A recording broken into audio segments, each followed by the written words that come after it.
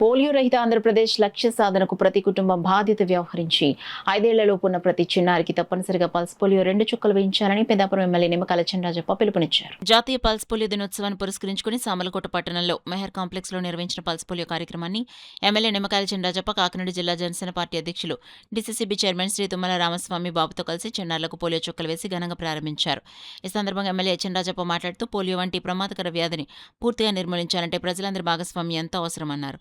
ప్రభుత్వం చేపడుతున్న pulse polio కార్యక్రమాన్ని ప్రతి తల్లిదండ్రులు సద్వినియోగం చేసుకుని 5 ఏళ్లలోపు ఉన్న ఒక్క చిన్నారిని కూడా వదలకుండా పోలియో చుక్కలు వేయించాలని కోరారు. కాకినాడ జిల్లా జనసేన పార్టీ అధ్యక్షులు డీసీసీబీ చైర్మన్ శ్రీ తుమ్మల రామస్వామి బాబు మాట్లాడుతూ ప్రతి చిన్నారి ఆరోగ్య పరిరక్షణ ప్రతి కుటుంబం బాధ్యత అన్నారు.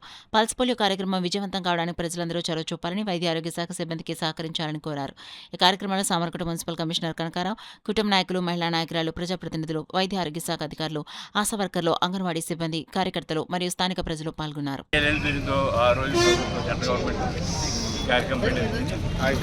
ప్రతి పిల్లకి కూడా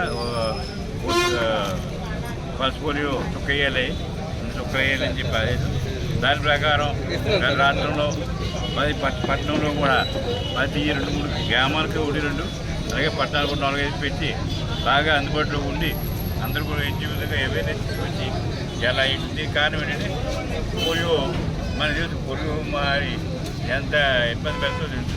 కానీ ఇది వేసిన తర్వాత చుక్క వేసిన తర్వాత పోలియో తగ్గింది.